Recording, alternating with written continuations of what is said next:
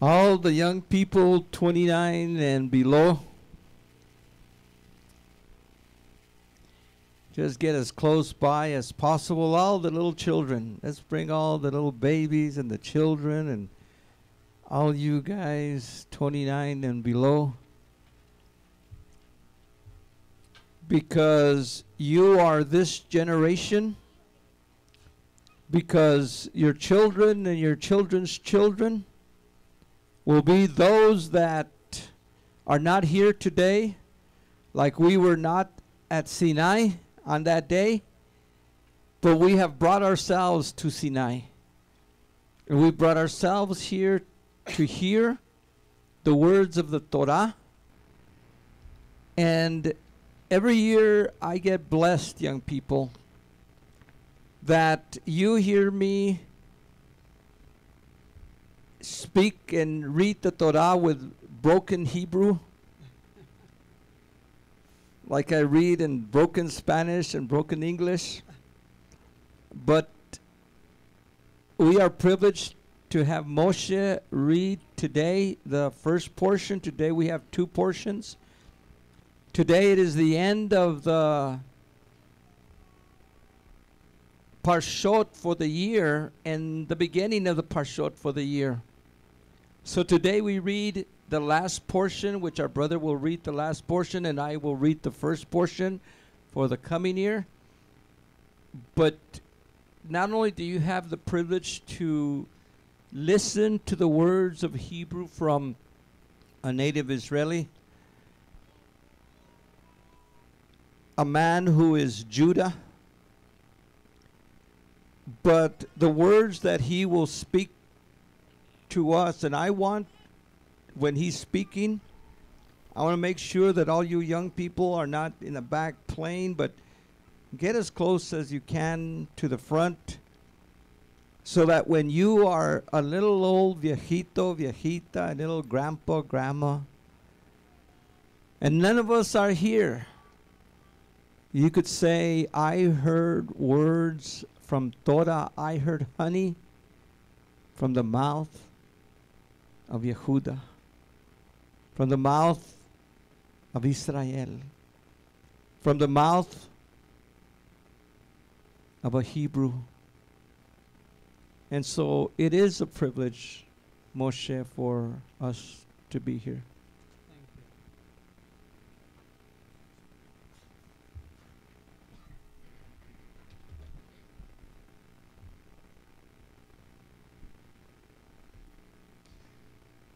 And he who blessed our fathers, Abraham, Isaac, and Yaakov, may he bless Moshe ben Shalom, who has come up to honor Yahweh and the Torah. May the Holy One bless him and his family, and send blessings and prosperity on all the works of his hands. Amen. Amen. Shabbat Shalom to everybody. It's a privilege for me to be here. Do you hear me well? Okay. So I'm going to read the last portion of the Torah today, and Rabbi will read the beginning. The last portion of today started with the word Vezot HaBeracha, and this is the blessing that Moses blessed Israel before they are entering to the land, and before he is finishing his job, going to Har Nevo and buried there. וזאת הברכה אשר ברך משה איש האלוהים את בני ישראל לפני מותו, ויאמר אדוני מסיני בא וזרח משעיר למו, הופיע מהר פרן, ואתה מרבבות קדש, ממנו אשדת למו, אף חבב עמים כל קדושיו. בידיך והם תקעו לרגליך. יישא מדברתך תורת ציווה לנו משה מורשה קהלת יעקב. ויהי בישורון מלך בהתאסף ראשי עם יחד. שבטי ישראל יחי, ראובן ועל ימות, ויהי מתיו מספר. וזאת ליהודה, ויאמר, שמע אדוני כל יהודה, ואל עמו תביאנו, ידיו רב לו, ועזר מצריו תהיה. וללוי, the Levites, אמר, תמיך באורך לאיש חסדך, אשר ניסיתו במסע, תריבהו על מי מריבה, האומר לאביו ולאמו, לא ראיתיו, ואת אחיו לא הכיר, ואת בנו לא ידע, כי שמרו אמרתך ובריתך ינצורו. יורו משפטיך ליעקב ותורתך לישראל ישימו. כתורה באפיך וכליל על מזבחה, ברוך אדוני חילו ופעל ידיו, תרצה מחץ מתנים כמיו ומשונאיו מן יקומון. This is the parasha that Moses blessing the tribe by tribe, exactly like Jacob blessed the tribe before he died. So it's a tradition that the father will see in his spirit the future of his sons, and he will summarize their life and will give them the blessing for the future. I mean, you may sit, right? You can sit, please. If you want, you can sit, take your place and sit. So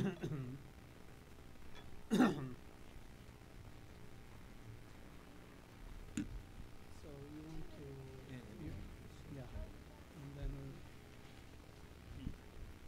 And he who blessed our fathers, Abraham, Isaac, and Yaakov, may he bless Ismail ben Halevi, who has come up to honor Yahweh and the Torah. May the Holy One bless him and his family, and send blessings and prosperity on all the works of his hands. Amen. Amen.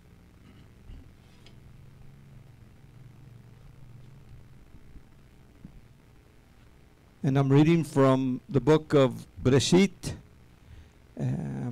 Genesis, which begins the Torah portion for the coming year. Bereshit bara Elohim et hashamayim va'et haaretz chayeta tohu va'vohu va'choshech al panei hatechom va'ruach Elohim merachefet al panei hamayim vayomer Elohim yehi or vayehi or vayare Elohim et haor kitov ויבדיל אלוהים בין האור ובין החושך. ויקרא אלוהים לאור יום, ולחושך קרא לילה. ויהי ערב ויהי בוקר יום אחד. wow, incredible. Rabbi or not Rabbi? It's beautiful. Thank you, Rabbi. So I'm privileged to be here once again, year after year. I think in the last maybe 10 years, I'm coming over here, and every year I'm hoping that a year after I'll be able to come once again. So, you know, God made my ways, and I'm here once again. So the last portion of the Torah talks about the blessing that Moses blessed the tribe of Israel. So each blessing, it's differently. It depends on your character, it depends on your history, and depends on many other things before he prayed. But very weird, he didn't give a blessing for Shimon. The tribe of Shimon, is absent here. And the question why? Why Moses didn't bless Shimon? And it's fascinating to see when we are comparing the blessing of Jacob for the tribes to those blessing that Moses gave to the tribes. So I'm giving you a homework. I'm not going to make your life easy. And I want you, please, when you go home, this is the way it should be. You know, when you go home, you have some homework, but you have a year to give me answer. Next year you can give me the answers, or get the answer for yourself.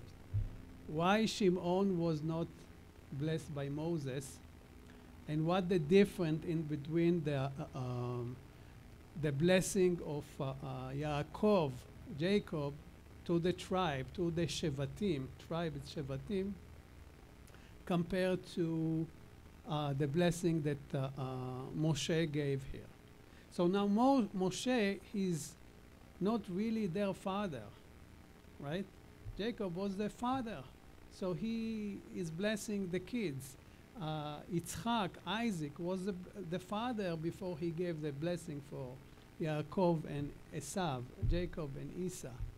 But how come Moses, you know, had the opportunity, and what should be Moses be for to be able to give a prayer or blessing for those people? So during the 40 years that he's leading them, he didn't bless them. But now before he died, God, Abba, allowed him to bless them and to pray over them. This is the reason why in the beginning of the parasha it says, Moshe Ish HaElohim. Ish meaning man, HaElohim meaning God. Ish HaElohim. And in the end, right after he died, in the end of the parasha, it says, Moshe Eved HaElohim. But when it says Eved HaElohim in the end of the parasha, it shows Yud Hei Vav Hei. In the beginning, when he says Ish HaElohim, it says Elohim, not Yud Hei Vav Hei, just Elohim. What it is Elohim in Hebrew? Elohim in English, it's everything. God, when you say God, you're meaning everything. Yud Hei Vav Hei, El Rafa, and everything. But in Hebrew, we do a distinguish. El, which is God in English, I mean a power. When we say Elohim, it's plural, meaning many powers. So Yud Hei Vav Hei, this is the only name that God has. The rest is just titles. He is El Rafa, meaning he has the power to heal you. He is El Gibor, he has the strong power. He is Gabriel, he is Raphael, you name it. But those are all titles. But his name is one name. When Moses stand in the mountain before he went to set free Israel from Egypt, he asked God simple question. He said, Abba, which God I'm going to tell them that you are? Hold on, Moses, what happened? Do you have different gods that you are confused here? No. He has one God. But with which power are you coming to release the people from Israel, to set the people free from Israel? He wanted to understand which of the power is coming. When we say Shema Israel, Adonai Eloheinu, Adonai Echad, meaning Shema Israel, hear, O Israel, Adonai, Yud Hei Vav Hei, he is our God that contains all the titles, and he is one. Because in the previous time, before monotheism, people had many different gods. They had the sun as God, the water as God, you name it. So each one of them has different power. But the God of Abraham, Isaac, and Jacob has everything in him. And this is what makes our God, Elohim, Yud He Vav He, different from the whole concept that we had before. So Isha Elohim is the man of God. And in the end, it says Eved Elohim, right when he died. Eved Elohim. In English, the translation, I saw it in one of the Bible here, it says the servant of God. No, it's not the servant of God. It's the slave of God. After what Moses did for God for 40 years or so, he been obedient. And in the end, instead of calling him the king of Israel, instead of calling him something big, they call him Eved, a slave. Because you have the power in you when you are humble. If you are out there and showing off, you're not strong. If you think that people will be fascinating from the gold and silver that you have or the way that you dress, no. In Abba's eyes, be humble. This is the key. As humble as you are, as bigger that you are in God's eyes. Yehoshua have been called in the Bible the servant of Moses. Not Eved, not the slave of Moses, the servant of Moses. Moses hear the Torah from the Gvura. Gvura meaning God in Hebrew. It's another title for him. He directly have been learn the Torah from Abba. Moses taught Yehoshua the Torah, meaning Yehoshua didn't learn the Torah directly from heaven. He learned it directly from Moshe. That's why he have been called the servant of Moses, and they didn't raise him to the level of a slave. Fascinating, right? We do always think differently. If we are a slave, we are in the lowest place ever. But in God's eyes, when you are a slave, my slave, a real slave, if you know how to surrender everything that you have in your God, just then you can get the title of slaves, Ish HaElohim, Eved HaElohim. It's fascinating. We always thinking differently. When Rabbi mentioned before that when we are giving the tithe in the book of Malachi, right? It says, you know what? You are going to double it. And you can test me on it. You will see it. But there is many other people out there that says, oh, I donate to the church every week for years and years. But my bank account always low. I don't see it's happening. How come the rabbi, how come the pastor said, oh, you can test me on that? Well, in God's eyes, your bank account, it's not the plenty that he meant. In God's eyes, your health and your family is the plenty. In God's eyes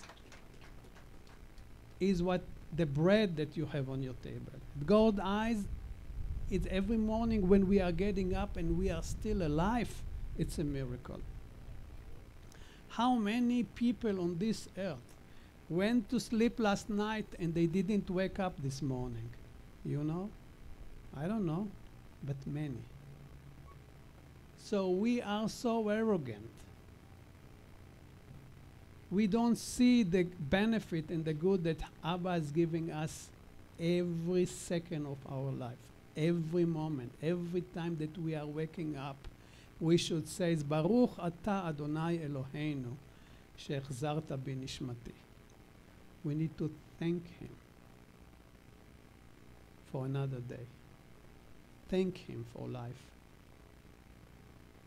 So our goal in life, it's not to go higher and to be richer and to be whatever. Our goal in life and the secret of life is to be humble and to learn how to surrender and to learn how to take all those fears that bothering us every day and leave them behind us. We need to learn how to leave all our cursing from last year in last year. We cannot carry those burdens, worries, and cursing to the next year. Just 15 days ago, we celebrated Yom Teruah, or Rosh Hashanah, the beginning of the year. There is an argument about what kind of year it is, what kind of the beginning, but it doesn't matter. But for us to move on to the next season, we have to leave behind us all the old package. Because if you are moving forward and you carry, and I'm talking to all of us, including myself, if we know how to do that, we are there. If we don't know how to do that, we don't have a new season, and we will not have a new season. We will stay still in the same cursing that we had before. We will stay still with all the burden and worries or whatever. So this is the end of reading the Torah.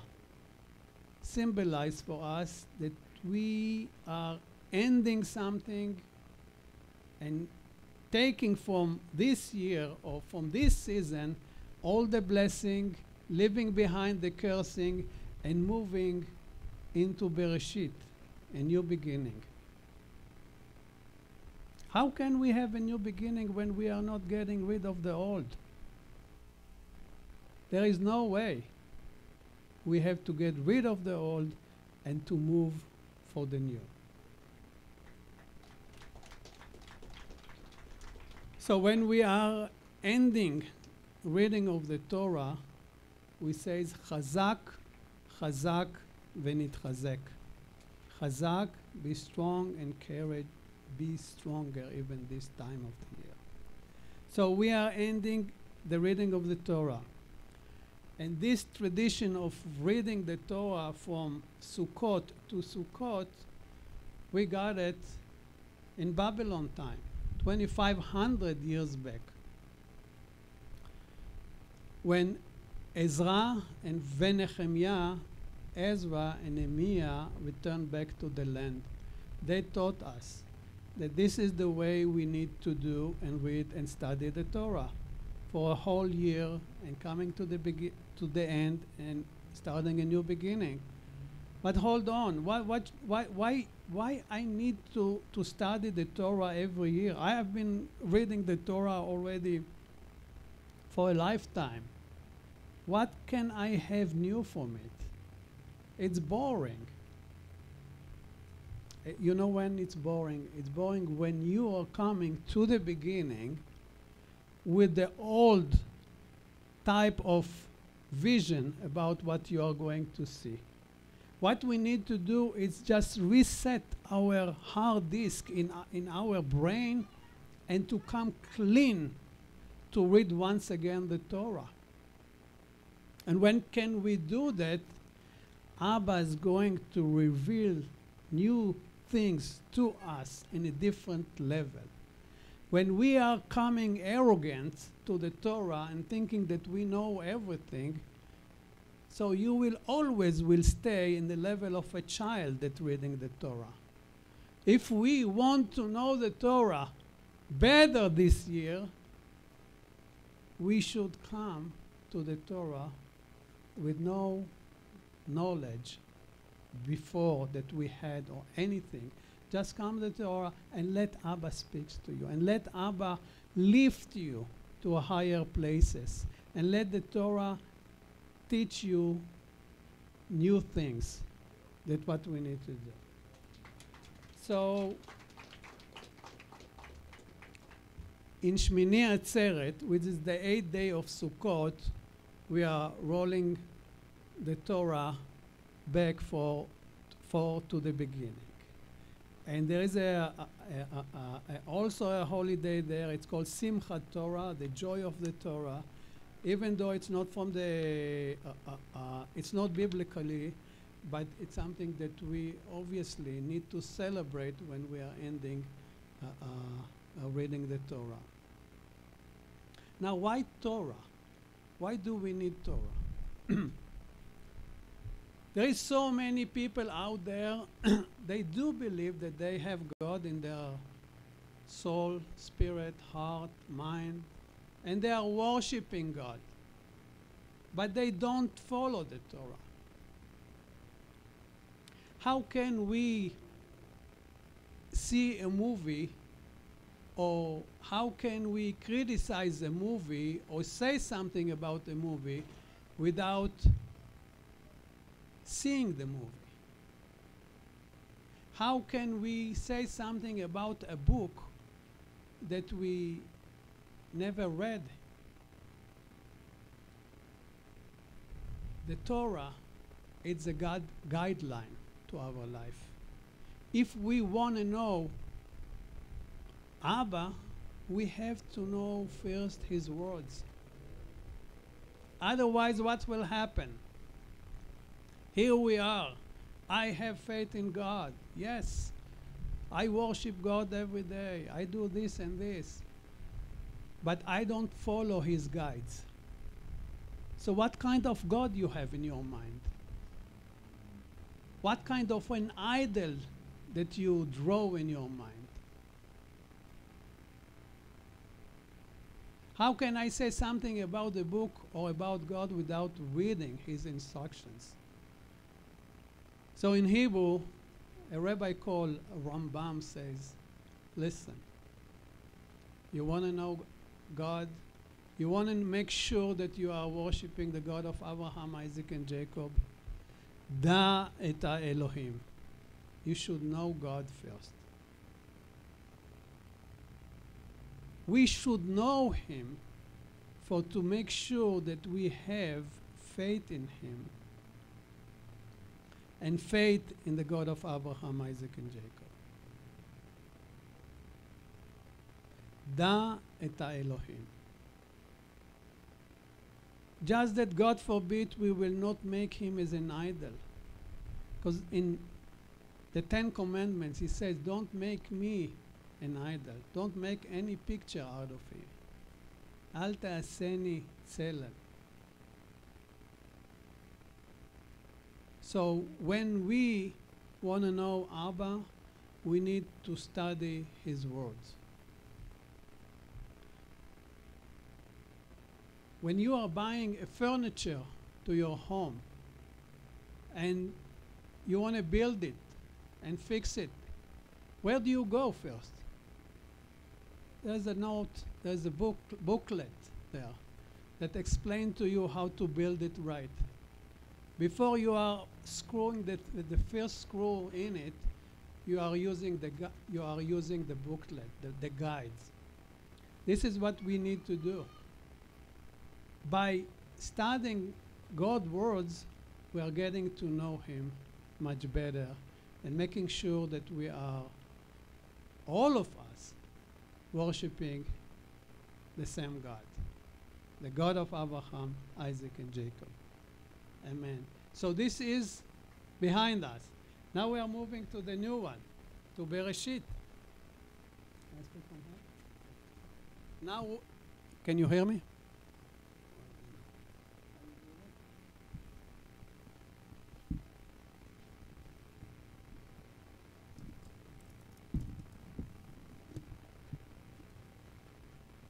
Can you hear me now? Good. So now we are all in new seasons. How many of us feeling the change in nature, in the weather, that God is transferring? You hear me well, or are you sure? Okay. God, He is transferring right now the whole creation for one season to another season. And we can feel it in our spirit. We can just look around and we see it in the air.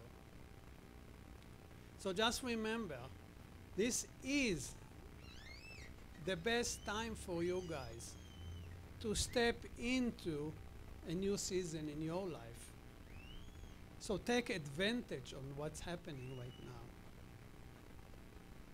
and be there. But the most important thing is turn around, leave everything behind you, and this is the last time that you are turning around, because you are not going to see all the scarce things that you had before.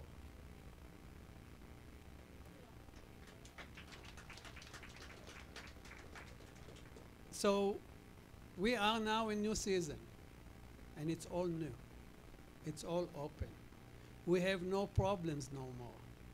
We erased everything. We are coming into the new season with joy, with happiness.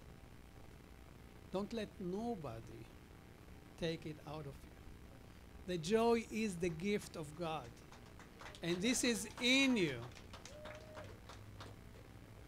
But there is so many enemies around us that would like to take a bite of your joy and would like to make you a little miserable. But most likely, the enemies are us. We are the worst enemies for ourselves. You know, last night a rabbi honored me, and he came and picked me up from the airport. And when I looked at him, I saw a bar mitzvah boy. I didn't see a rabbi like I saw a year or previous year before. He looks healthy. And he is much healthier than he is last year. And why? Because it was a decision in his mind that I'm going to follow the instructions of God for my benefit, for my health. And look at him.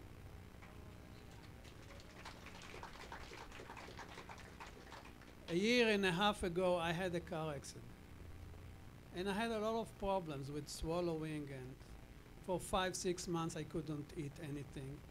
You know, I lost so much weight, but to make the story short, I didn't let myself sink into it. I moved on. I did whatever I need to do to move on. But the most important thing that I did,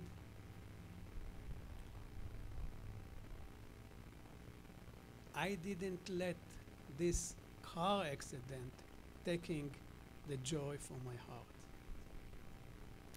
In Psalms 37, I believe 4, it says, "You joy in me, and I will fulfill the rest of your desires." So, yes, I was suffering physically. I could get up in the morning and eat 1 spoon of, you name it, something very little. And I couldn't eat all day long. But still, I was thankful for the spoon that I could put in my stomach. I was look like somebody from Auschwitz, you know. But like Ezekiel says, you know, he will put the flesh on bones and they will live once again.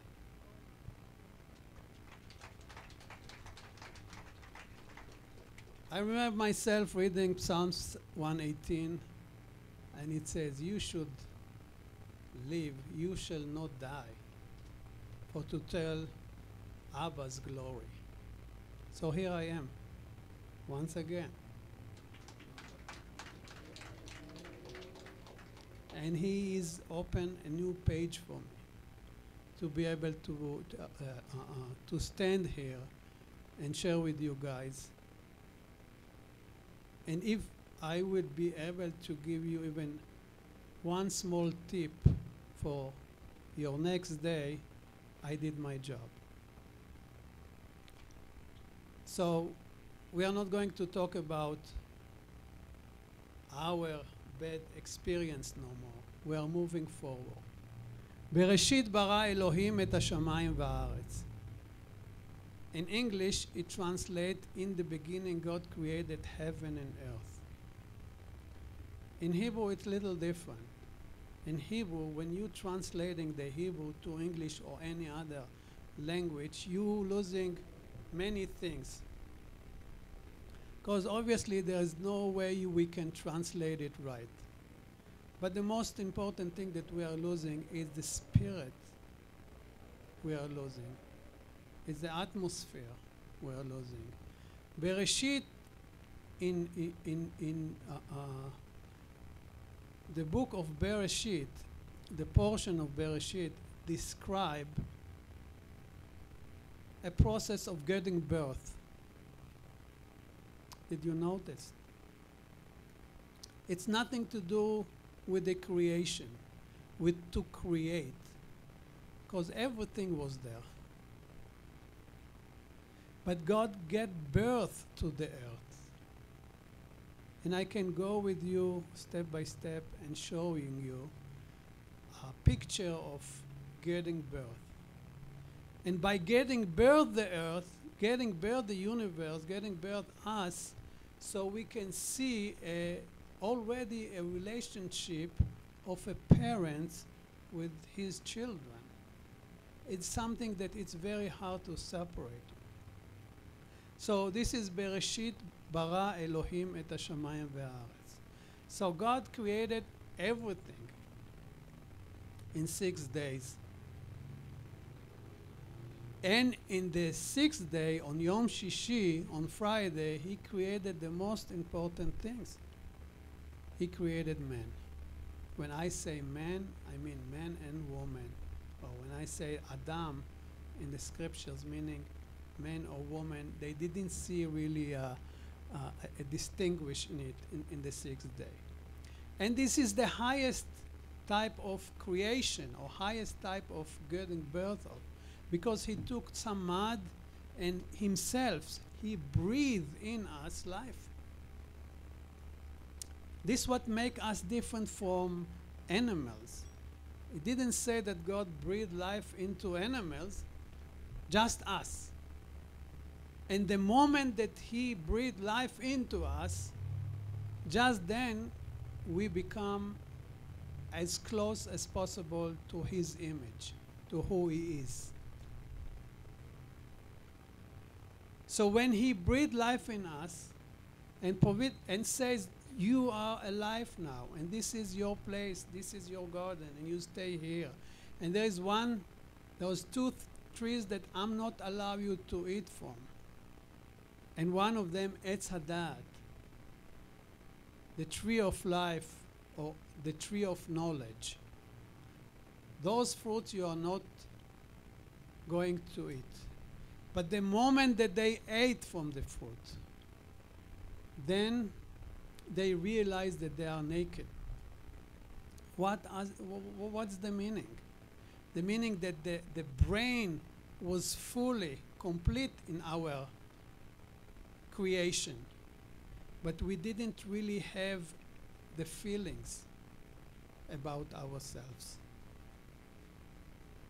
So the moment that we ate from the tree, just then emotions and feelings got into us. This is at least from the Jewish perspective, unless you have something else to say about it. So the moment that we started to feel this is, he actually took something out of us. In the beginning, we didn't have it. And we was and he created us perfect. But we ruin it as people. And we are keep ruining the things that he put in us. So בראשית ברא אלוהים את השמיים ואת הארץ, והארץ הייתה תוהו ובוהו, וחושך על פני תהום. So now the questions. The 7 days, it says that God rested. Literally, I do believe that he rested. But in my gut, when I see Abba, he's working 24/7, even on the 7th day. But he created it this way for us to get rest, not for him.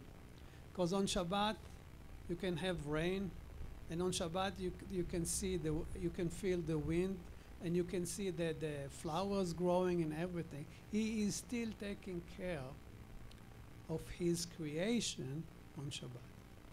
But he created this day to force us to rest, to force us to stop what we're doing and getting rest for us, for the animals, for the earth, for the toshav, for the ger, for the almanah. Everybody that lives among you are going to rest on my day.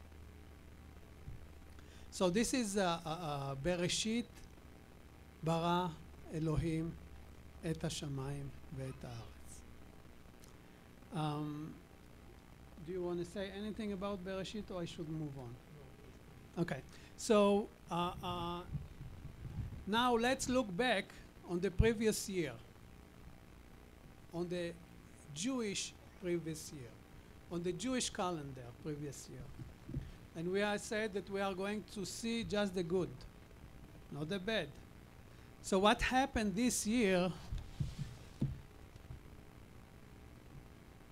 Donald Trump, your president, decided to do something that no president in the United States had the guts to do. He moved the embassy to Jerusalem.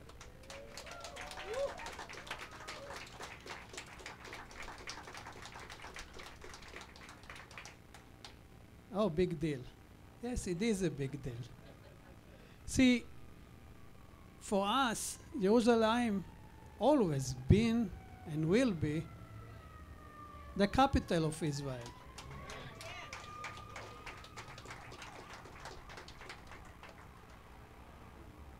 But for the rest of the world, they need to see the recognitions of one of the greatest country on earth, America, United States. And it's beautiful. And what they told us, oh, the moment that you are going to move the embassy to Jerusalem, a crisis, all the, Muslims will raise and fight and war and scared us and whatever. Nothing happened. Zero. Nothing. Why? Because it was his will.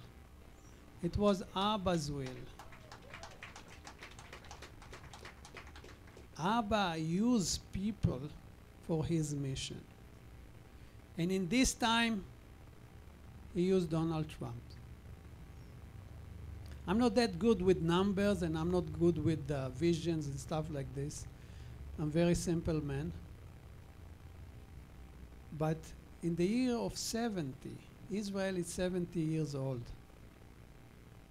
They moved it. The number 7, the number 70, the number 7 times 7, it is an holy number in the scriptures. You can do some homework about the numbers 7, and you'll be fascinated. So on a 70 year, Israel got a whole world recognition for her capital.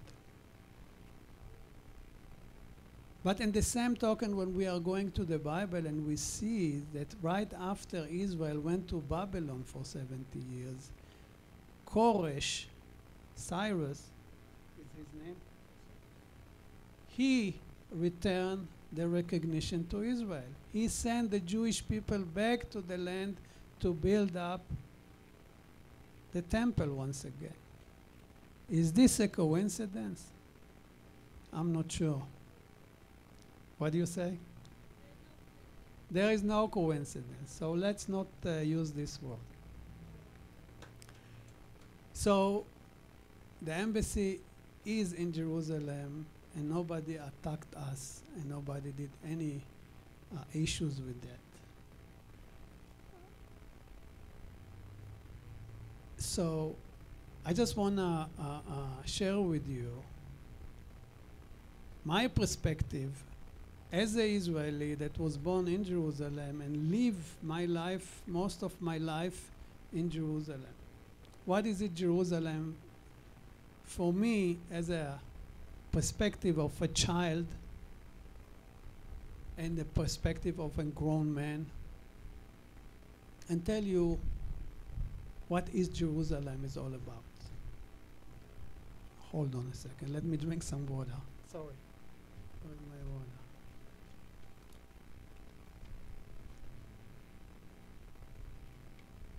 I was born in Jerusalem. I'm not going to tell you how old I am, but I was born in Jerusalem when Israel was 10 years old.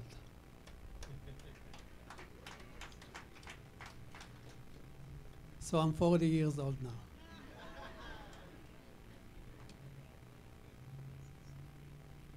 And as a child, you know, the government says, hey, we are very little here, and we need to be the majority people here. So, you know what the first mitzvah? Pru urbu umalu et haaretz. Be fruitful. Bring children, you know. Fill up the land with children.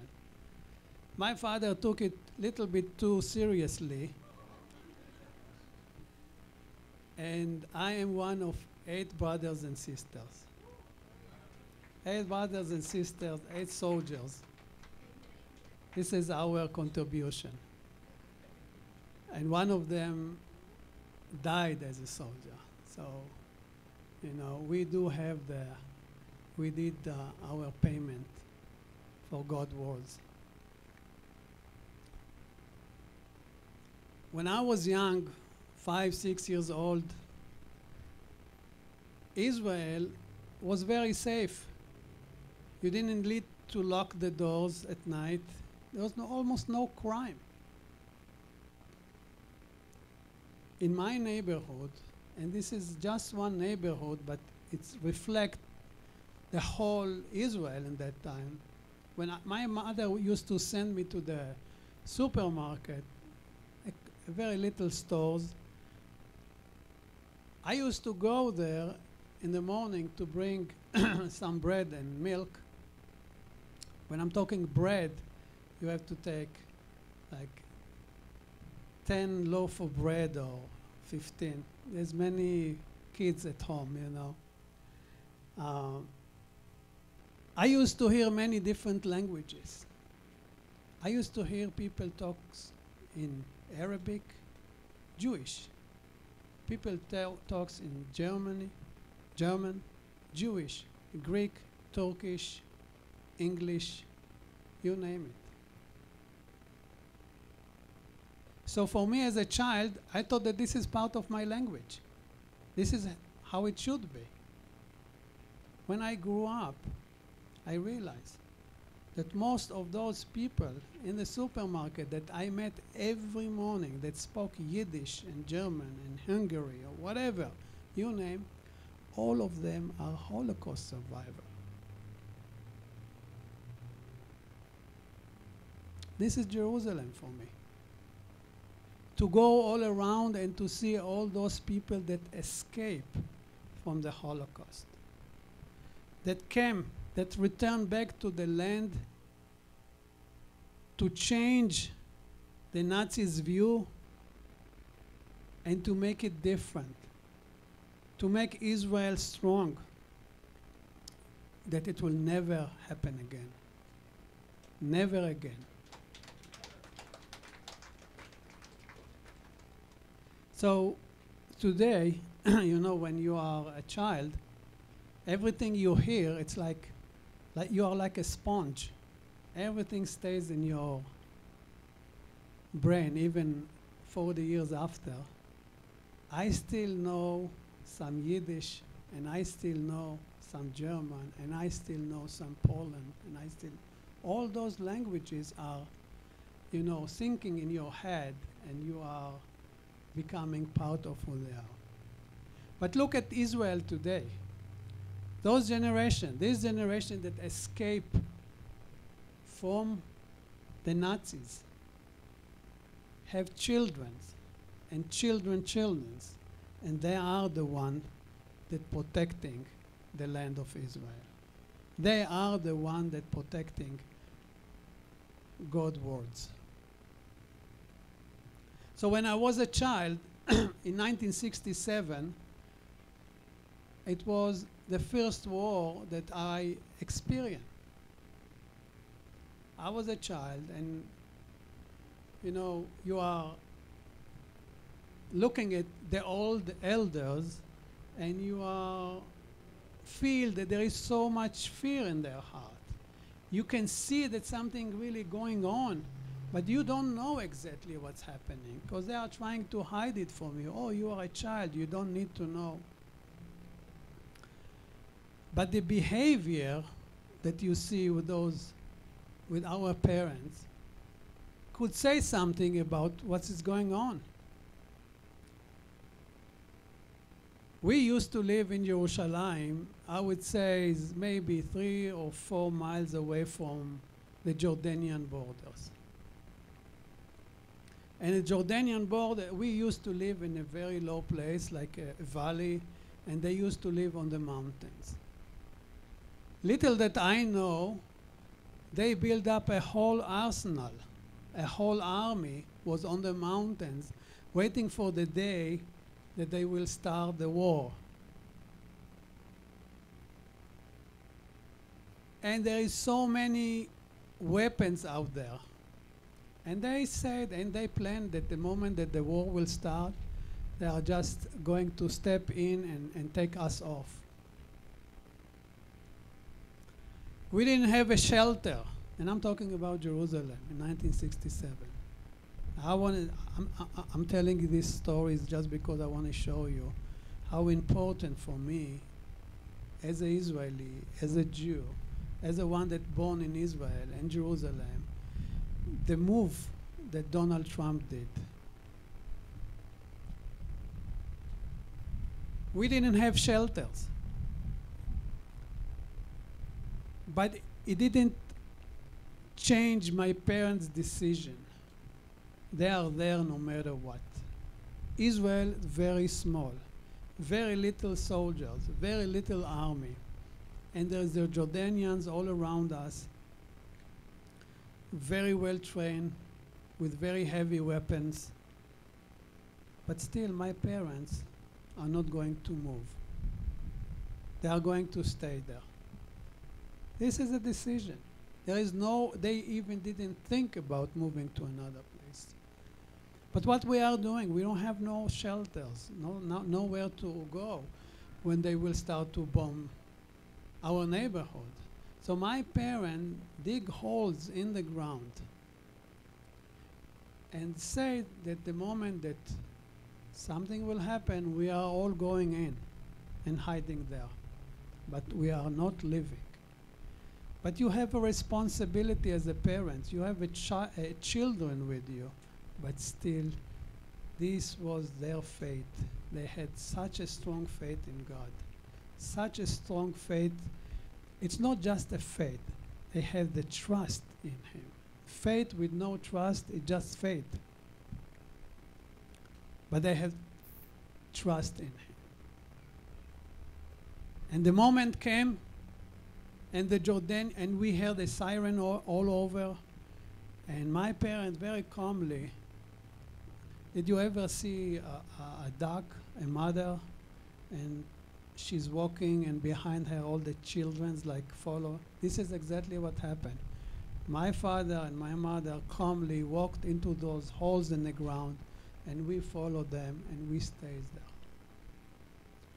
And we heard immediately so many bombs all around us, shooting, bombs, airplanes, you name it.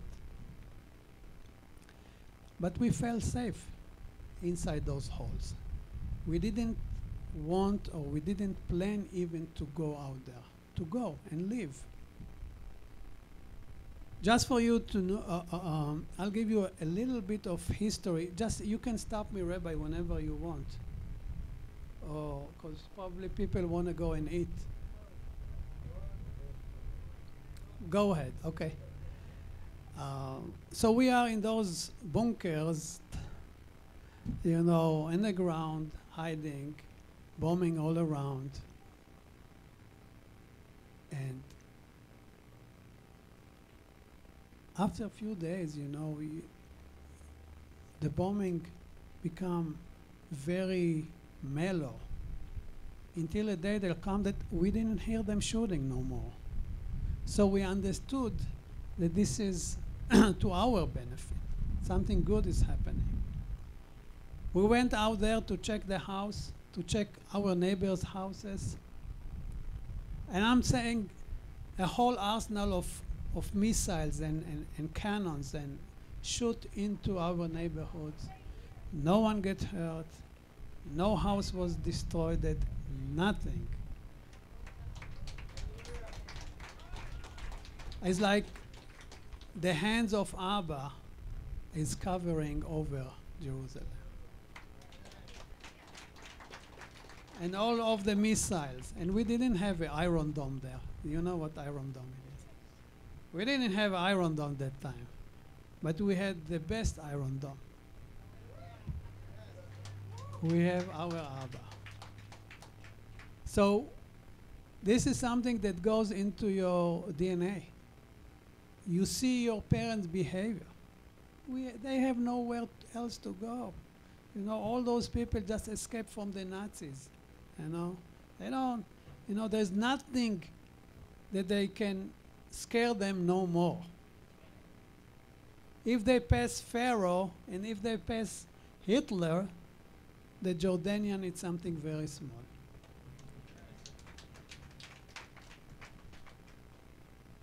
Right before the war, the situation in Jerusalem was like that. Jerusalem was split to two. The Jordanians' army was inside the walls in the old city with snipers on the walls, and it was the border. So if they saw any Israeli driving by, moving by, walking by, they will shoot him, and they will kill him. They will shoot for to kill. They didn't shoot for to warn you. They shoot for to kill. We, as a Jew, we didn't have the privilege to go all the way to the wall and pray. This is our temple. This is our Temple Mount, and we don't have the right to go there and be part. They kept us as far as possible from our God in the physical. But what that happened, what this caused, it's for us to get closer to Abba in the spirit. Because you are missing him. You are missing to come close to him. And when you are not giving a child an ice cream, he will double it. He wants more and more. You know how it goes. So snipers on the wall of Jerusalem killing children and old people, and you name it. They have no mercy. How many days God created heaven and earth? In the same 6th day. It's all, how you say, no coincidence. In 6 days, he brought Israel back to life. In 6 days, Israel went to war and defeat the Jordanian and the Syrian and the Egyptian and the Russian that helped them and the Iraq that helped them. It's almost like the war that Abraham had and Sodom with the Gomorrah, with those 7 or 8 different melachim. So Yerushalayim, Jerusalem, is the capital of Israel, was the capital of Israel, and will always stay the capital of Israel.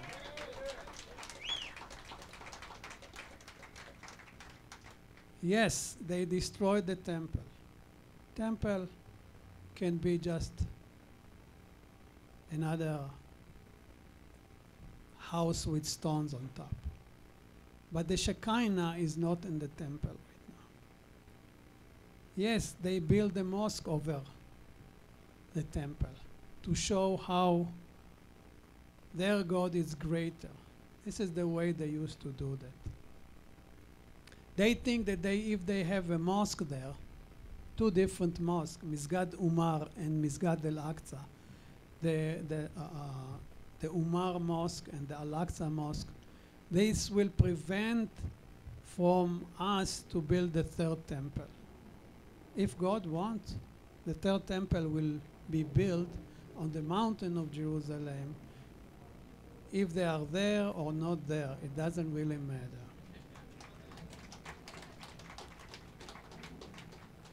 In front of the Mount of Olive, there is a gate, and the gate called Shar HaRachamim, the mercy gate. And what our brothers, the Muslims, did, they lock it.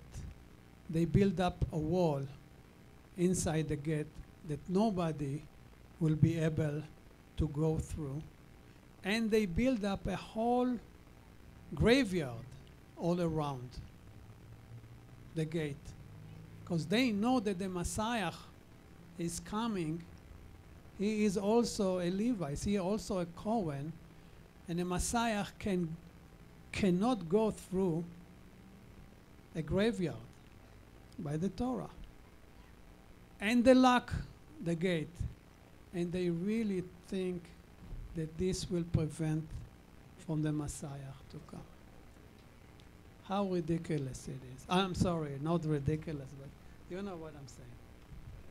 So this is Jerusalem, Jerusalem returning back. And it's a very big sign for us.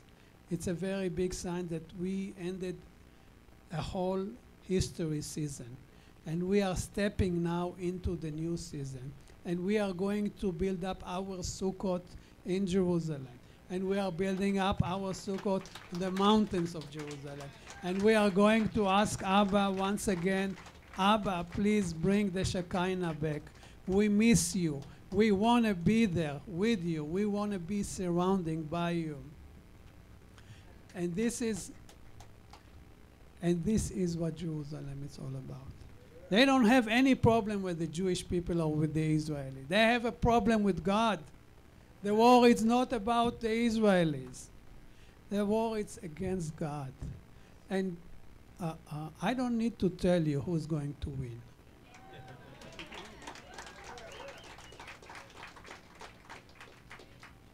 There is just one. There is just one creator. They created all planets.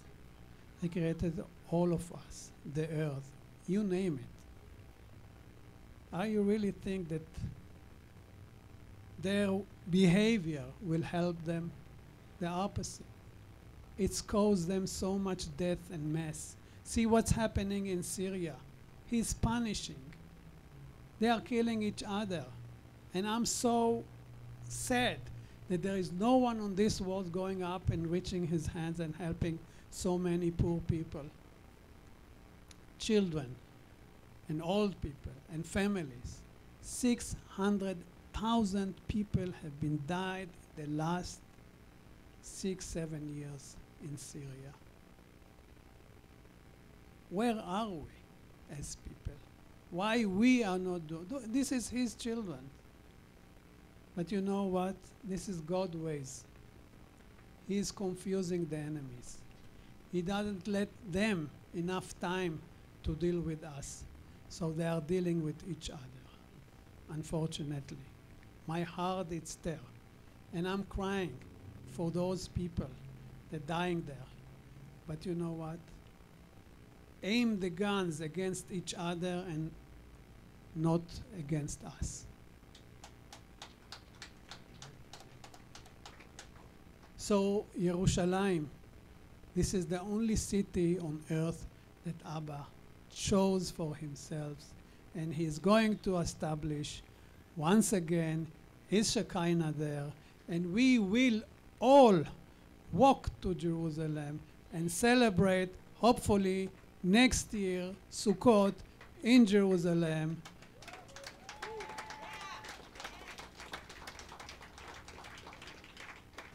With his Shekinah, and I will be your tour guide.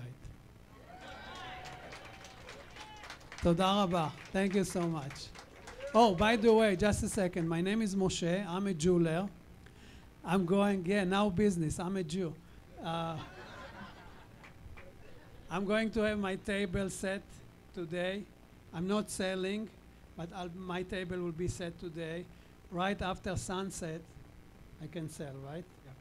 Right after sunset, I'll be able to sell. You can come up to my table, look at my stuff, simple ones, but there is some. I made, by the way, I made a necklace.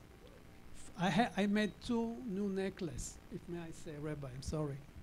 One, it's Psalms 118, I shall not die, I will live, with my experience. And the second one that I made, it is 70 years for Jerusalem, 70 years for Israel. So you're welcome to come, take a look at that, and hopefully you will want to purchase it. Toda rabba, thank you. And we do want to really encourage you, especially for those of you that want to rededicate your marriage.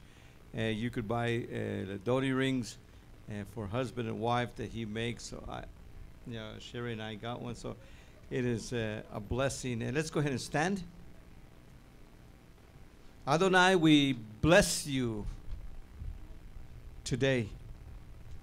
We give you honor and glory that we have this opportunity to live in a free country, that we could praise and worship you as your Torah says, and teach us more Torah so that we could know more about you, learn more about you, that we could love you more. Father, bless this country. I ask that you bless our president. Father, I pray that you might bless Judge Kavanaugh, and that this week, Father, you might do such a miracle in this country's life. Father, because as President Trump had the chutzpah, Father, to stand against the many, many years, Father, and I don't know what the past presidents are doing. They're probably so mad at him because of what happened. And I know the whole world, Father, that stands for the enemy is standing against this country and against your people, Israel, against our president. But I ask, Father, that the enemies, that this week, Father, the George Soros, the Obamas, the Clintons, all those people, Father, all those Democratic liberals, Father, all those feminists, Father, all the abortionists, all these people that are against truth and your Torah, that they might be silenced. In the name of Yeshua. Sha'alu Shalom Yerushalayim. Seek the peace of Jerusalem. And today, Father, in the name of Yeshua, we pray and we seek, we stand for the peace of Yerushalayim. Amen. Peace, Father. Shalom through her gates. Shalom on her streets. Shalom on her walls, Father. And on the people of Israel today. Shalom. Amen. Give us the